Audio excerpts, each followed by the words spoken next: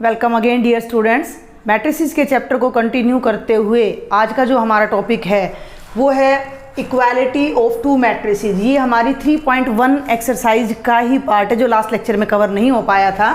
Equality means बराबरी of to matrices, दो matrices कब बराबर होंगे, उसके लिए पहले हमें उसकी डेफिनेशन समझनी है, फिर हम एग्जांपल्स देखेंगे बेटा। Two matrices A is equal to A I J. अब ध्यान देना, मैंने यहाँ पर ऑर्डर नहीं लिखा है। ए कोई मैट्रिक्स है जिसके एलिमेंट्स को ए आई जे से लिख रहे हैं, and B B I J R said to B. इस एस टी बी का क्या मतलब है? सेड टू बी कि दो मैट्रिसेज कब इक्वल कहे जाएंगे? If they are of the same order. सबसे पहले उनका ऑर्डर सेम होना बहुत जरूरी है। जितनी रो पहले मैट्रिक्स में है उतनी ही दूसरे में होनी चाहिए, जितने कॉलम पहले मैट्रिक्स में है उतने ही दूसरे मैट्रिक्स में होने चाहिए। तो और दूसरी बात क्या है कि ईच एलिमेंट ऑफ ए के जितने भी एलिमेंट्स हैं इज इक्वल टू, वो बराबर होने चाहिए किसके?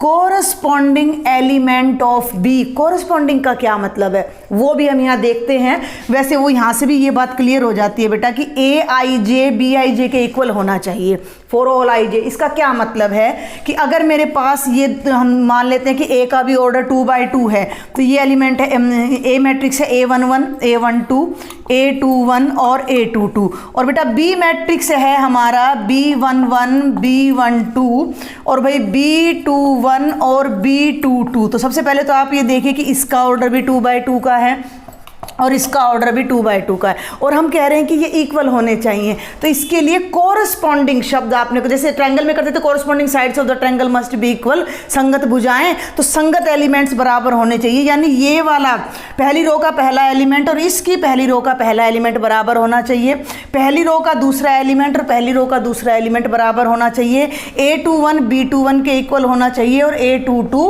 B22 के इक्वल होना चाहिए। इस बात को हम एक और चीज़ से देखते हैं कि मान लीजिए अब मैं इसको 2/2 के मैट्रिक्स को बदल देती हूँ। ये है X Y Z और W, और मैं कह रही हूँ कि ये इसके इक्वल है 1 2 3 और 4 के।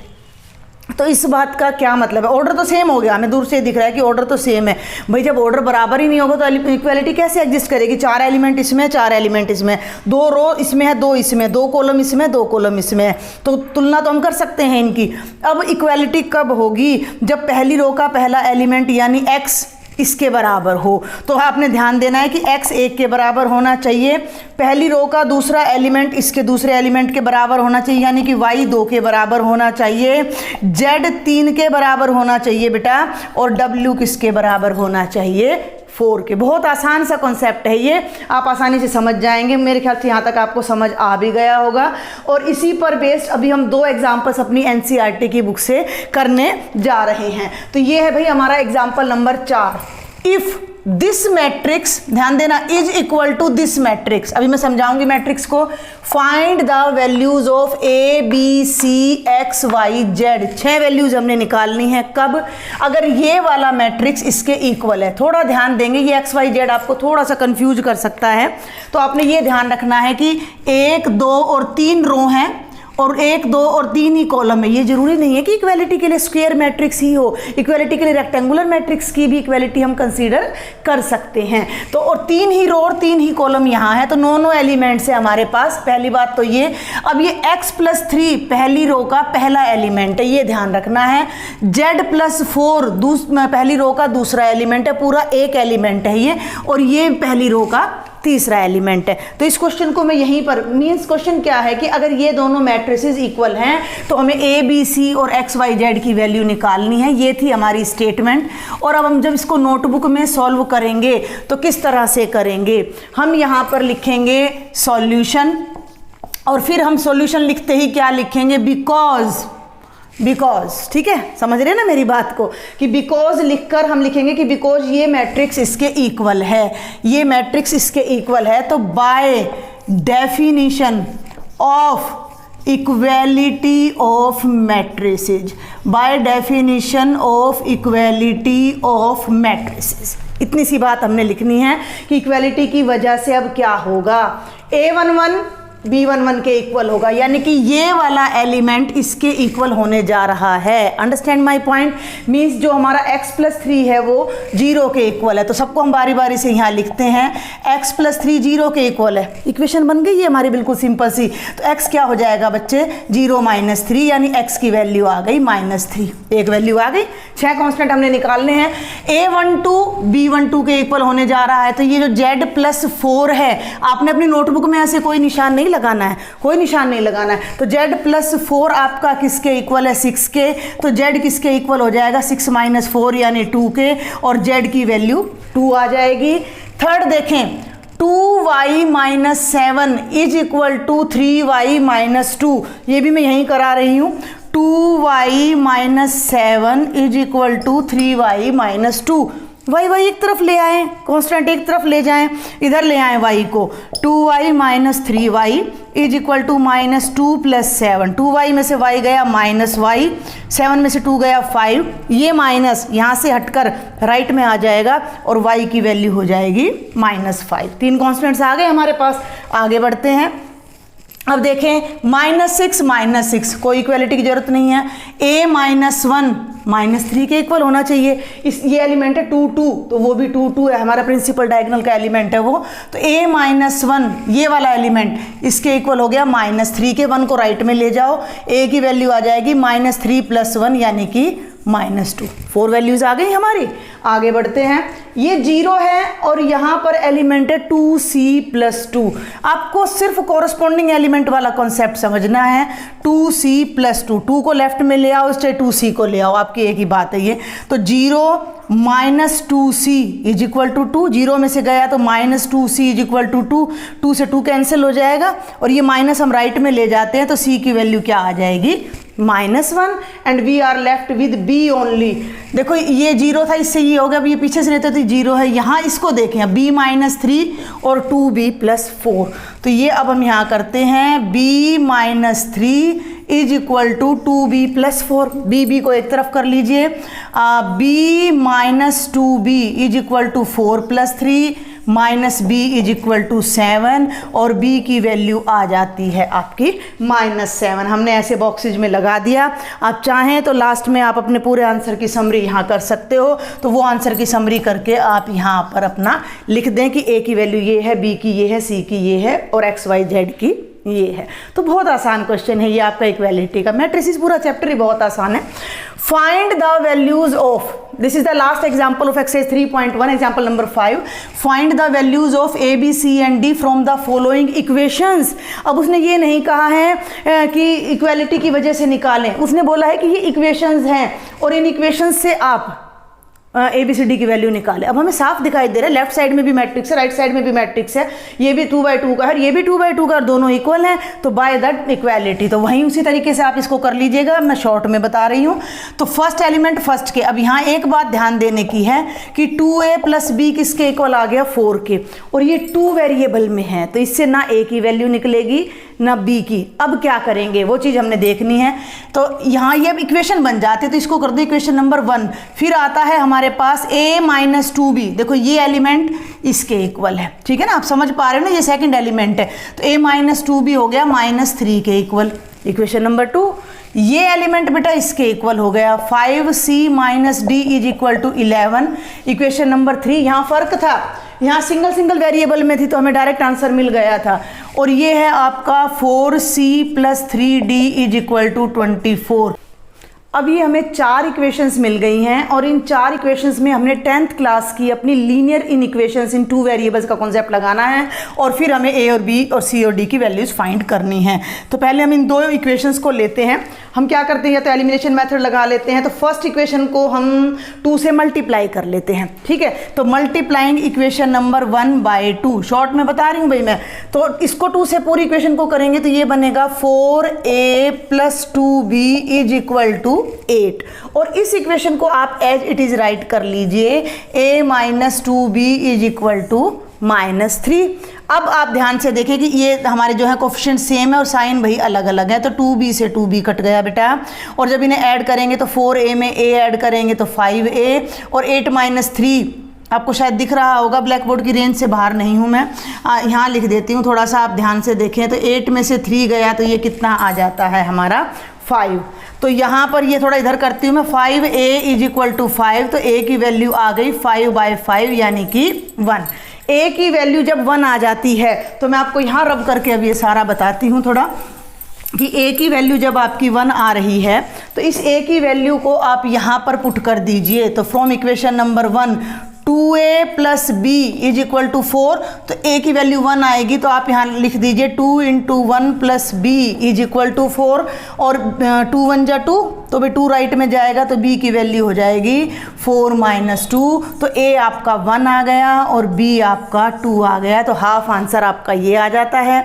ऐसे ही अब मैं आपको जस्ट हिंट दे रही हूँ कि अब हमारे पास ये 2 इक्वेशंस पेंडिंग हैं, तो यहाँ आप क्या करें कि अगर हम दोनों को लेंगे तो इसे 4 से और इसे 5 से मल्टीप्लाई करना पड़ेगा, उसकी बजाय d का कोफिशिएंट यहाँ 1 है तो यहाँ 3 है, तो इसको 3 से मल्टीप्लाई कर दीजिएगा और इन दोनों को ऐड कर देंगे। थर्ड इक्वेशन को 3 से मल्टीप्लाई करेंगे तो 3 × 5 = 15, 15c - 3d + 33, और नीचे वाली एज इट इज रह जाएगी 4c + 3d = 24। जब हम इसे सॉल्व करेंगे ये बनेगा 15 + 4 19c, और ये हो जाएगा बेटा 57, 19 × 57, तो c की वैल्यू 3 आ जाएगी, और जैसे ही आप c की वैल्यू को रिप्लेस करेंगे then you will get the value of d।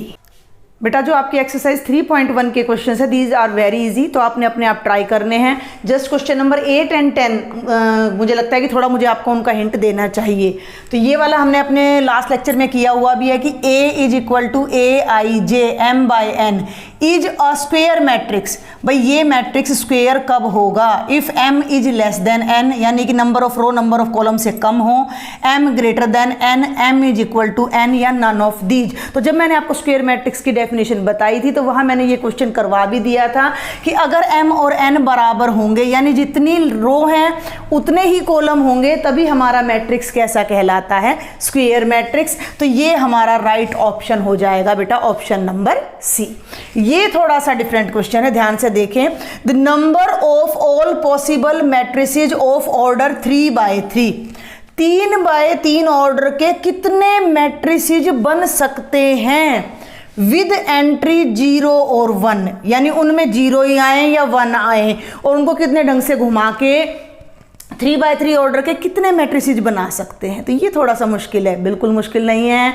Permutation and combination अगर आपको आता है तो ये बिल्कुल भी मुश्किल नहीं है। 3/3 ऑर्डर में कितने एलिमेंट्स आएंगे? 1 2 3 4 5 6 7 8 9 एलिमेंट्स आएंगे, और हर एलिमेंट के प्लेस पर हमारे पास केवल 2 चॉइस हैं। परमुटेशन एंड कॉम्बिनेशन को ध्यान कीजिए, 9 प्लेसेज हैं आपके पास फिल करने के लिए, 1 2 3 4 5 6 7 8 9, और 9 प्लेसेज पर हर प्लेस पर 2 ही एलिमेंट आने हैं। कौन से? या तो 0 आना है या 1 आना है। तो फर्स्ट प्लेस पे भी 2 एलिमेंट आएंगे, इंटू सेकंड प्लेस पे भी 2 आएंगे, थर्ड पे भी 2, इंटू 2 इंटू 2 इंटू 2, और ये क्या आ जाएगा? ये आ जाएगा 2⁻9, और 2⁻9 को अगर आप सोल्व करें तो इट विल बी 512।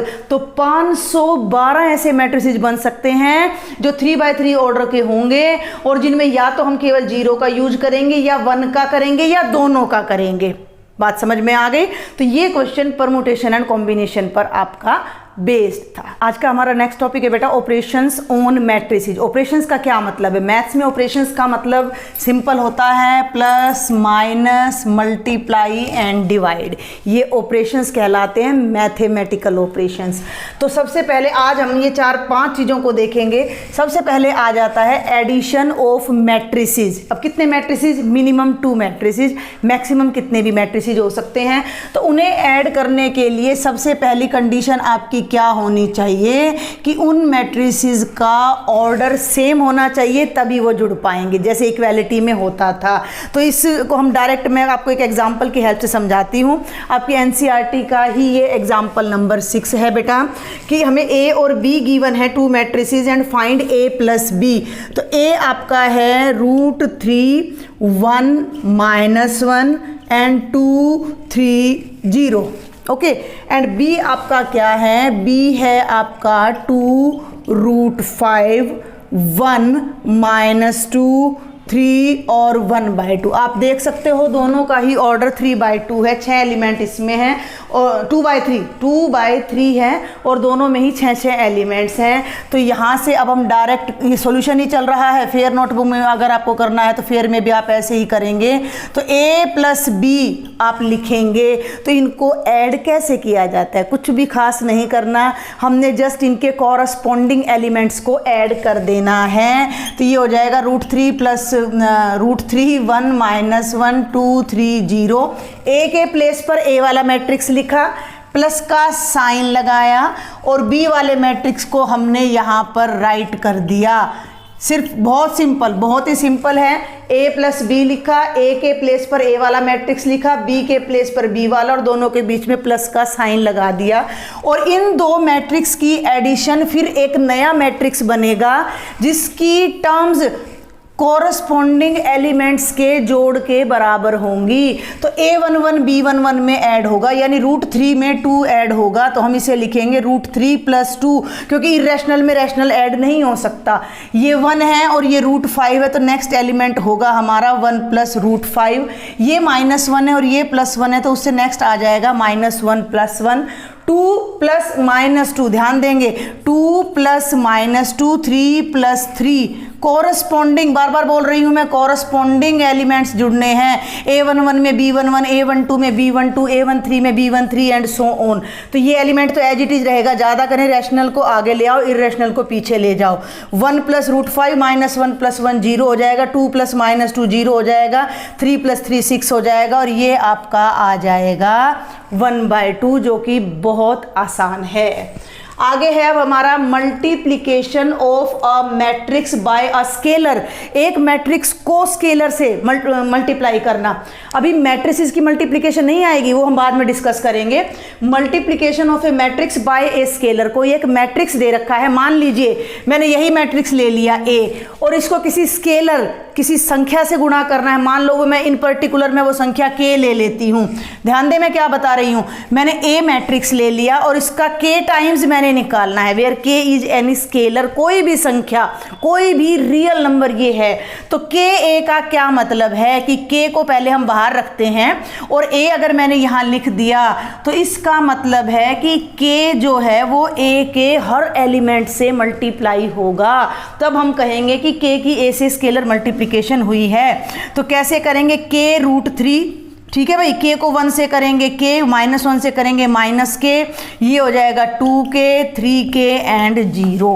ये आ गया KA। अगर मैंने इसको 2A करना होता या 3A करना होता, A था 3A करना है, 3A का क्या मतलब है, 3 × A, ये मतलब है। यानी मैट्रिक्स A को 3 से गुणा करना, और मैट्रिक्स A को 3 से गुणा करने का मतलब है A के ईच एंड एवरी एलिमेंट को आपने 3 से मल्टीप्लाई करना है।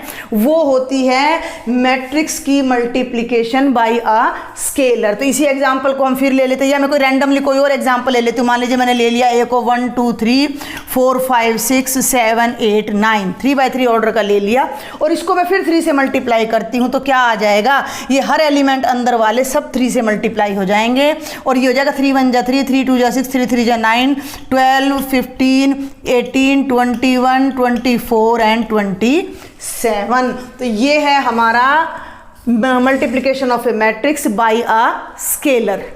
हमारा नेक्स्ट टॉपिक है बेटा नेगेटिव ऑफ ए मैट्रिक्स। अब ये जो स्केलर से मल्टीप्लाई करना मैंने आपको बताया था, तो नेगेटिव A है, A का नेगेटिव क्या होगा, -A। -A को अगर मैं -1 × A लिख दूं तो क्या ये रॉन्ग होगा, ये बिल्कुल भी रॉन्ग नहीं होगा। मैथमेटिकली यही मतलब है। तो अगर A मेरे पास कोई मैट्रिक्स है, देख लीजिए 1 3 7 8 कोई मैट्रिक्स है, और उसका नेगेटिव मैंने निकालना है, तो इट मीन्स मैंने उस मैट्रिक्स को -1 स्केलर से मल्टीप्लाई कर देना है, एंड दैट्स ऑल। तो ये हो जाएगा -1 × 1 3। हम ऐसा करते हैं, 1-2 एलिमेंट्स को अंदर नेगेटिव ले लेते हैं ताकि आपको कॉन्सेप्ट और भी अच्छे से समझ आए। तो -1 को जब सबसे मल्टीप्लाई करेंगे तो जो प्लस के हैं वो माइनस हो जाएंगे, जो माइनस है वो प्लस हो जाएंगे। तो ये -1, ये हो जाएगा +3, इसको करेंगे तो -7, और इसको करेंगे तो +8। तो ये हमारा आएगा -A। बिल्कुल आसान है। इसके बाद हमारा आ जाता है difference of matrices. At least 2 matrices का अब हमने डिफरेंस लेना है। तो ए हमारा एक मैट्रिक्स ले लिया भाई हमने, रैंडमली ले लेते हैं 2 4 0 7, और बी हमने एक मैट्रिक्स ले लिया 1 3 5 -2। क्लियर। और अब मैं कहती हूँ कि आप इन दोनों को माइनस कीजिए, यानी आपने a माइनस बी निकालना है।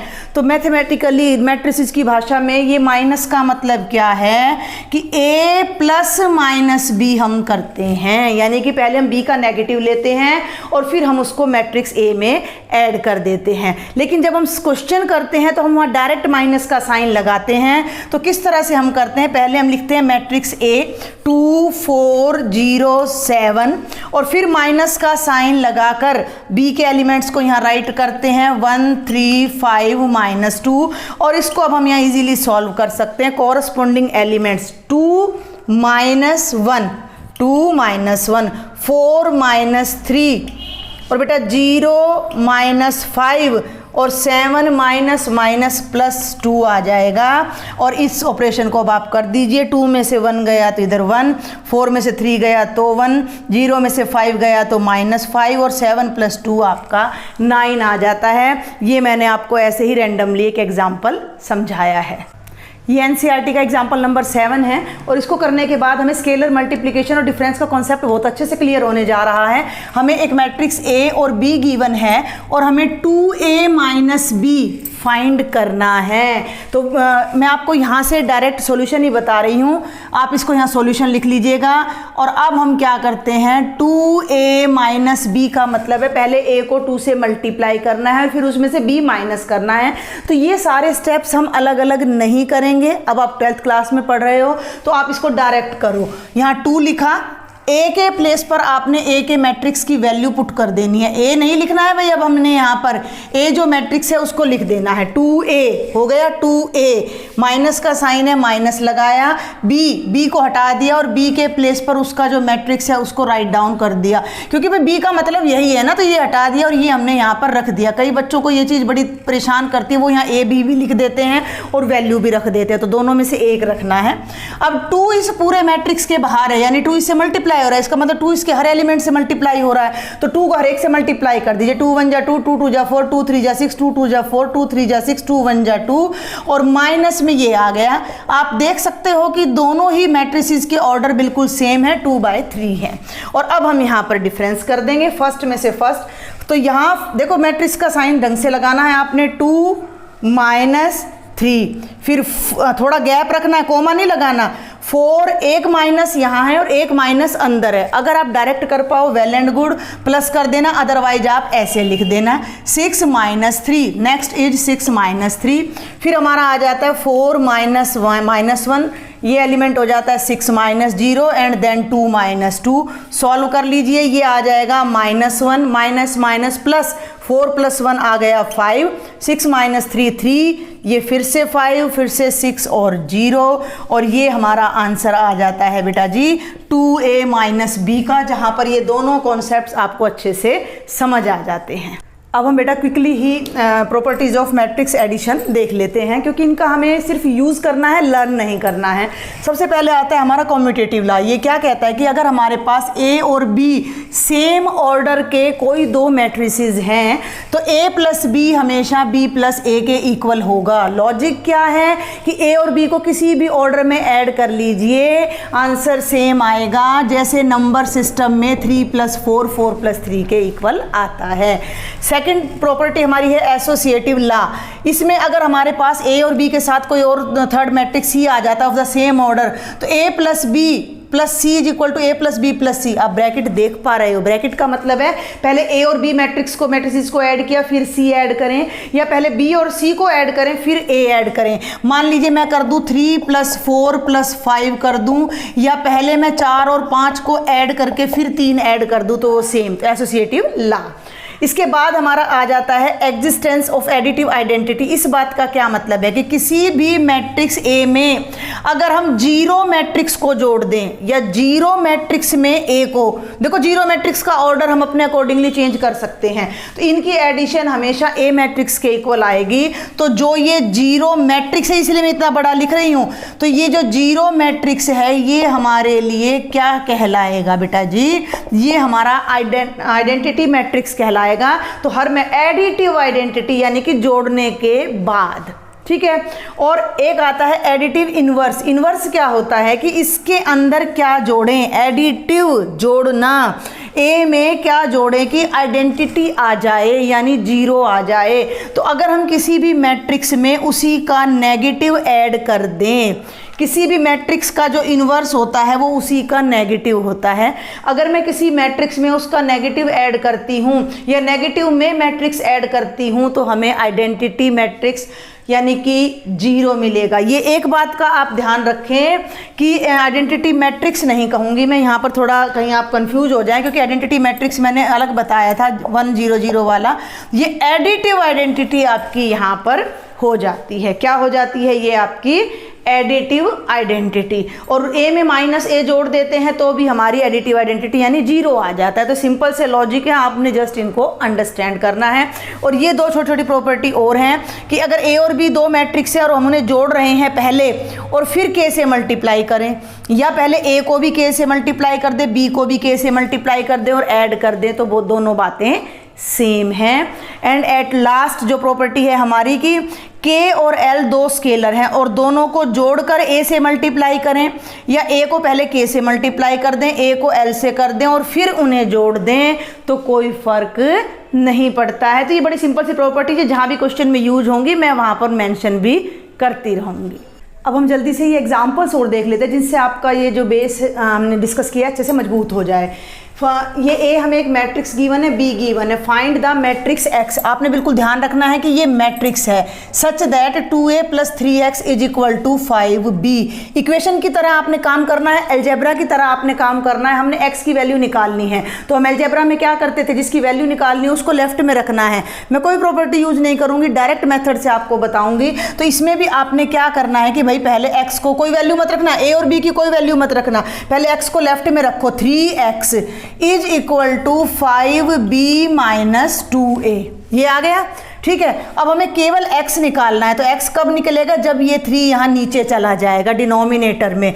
तो मैं यहाँ सजेस्ट करूँगी कि आप पहले इस चीज़ को सॉल्व कर लीजिए, पहले इसको एज इट इज रखिए ताकि आपको थोड़ी गड़बड़ ना हो, कन्फ्यूजन ना हो। तो 5b का मतलब यहाँ b की वैल्यू लिख दीजिए 2 4 - 5 - 2 2 1 और -2a यानी कि 8 4 3 0 - 2 6। क्लियर है?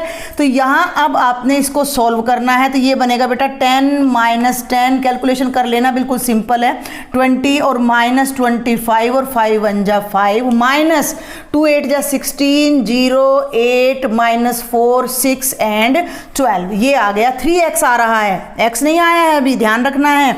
तो 3x = अब मैं ये सब्ट्रैक्शन डायरेक्ट कर रही हूँ। 10 - 16 -6 -10 - 0 -10 20 - 8 12 10 -4 14 -25 -6 -31 और 5 -12 -7, ये आ गया। ये 3x की वैल्यू आ गई। हमें क्या निकालना है, हमें मैट्रिक्स x निकालना है, तो 3 हटाना पड़ेगा, यानी 3 को जब हम राइट में ले जाएंगे तो यहाँ मल्टीप्लाई में है तो राइट में वो डिवाइड में आ जाएगा। ये काम आपने नेक्स्ट स्टेप में करना है, मैं यहीं करके आपको बता रही हूँ कि 3 यहाँ से हटकर इधर आएगा तो मैट्रिक्स के बटे में नहीं जाएगा, वो मैट्रिक्स के आगे 1/3 बन के आएगा। ये आपने स्टेप को थोड़ा मैं अच्छे से बताती हूँ। 3x = था, 3 को यहाँ से हटाया तो यहाँ 1/3 स्केलर बनकर उत्तर ये आएगा। अब ये आप इस आंसर को ऐसे भी छोड़ सकते हो, और अगर आप चाहो तो अंदर के हर एलिमेंट को 1/3 से मल्टीप्लाई भी कर सकते हो। तो ये बन जाएगा -6/3, -10/3, 12/3, -31/3, 14/3 और -7/3, और ये आपका मैट्रिक्स X आ जाएगा। जहाँ जहाँ कटता है 6 से 3 डिवाइड हो रहा है तो -2 लगा देना, और 12 से 3 डिवाइड हो रहा है तो 4 लगा देना। तो ये आपके X की वैल्यू आ जाएगी same as algebra. And this is example number 9। Find X and Y। Again matrix हैं, जिन दो मैट्रिक्स का सम ये है और डिफरेंस ये है। अब आपने वही लीनियर इक्वेशन इन 2 वेरिएबल्स को ध्यान रखना है। तो ये हमारी इक्वेशन नंबर 1 है और ये हमारी इक्वेशन नंबर 2 है, और दोनों में स्केलर का कोई चक्कर नहीं है। तो क्यों ना हम पहले इन दोनों को ऐड कर दें। तो मैंने किया 1 + 2।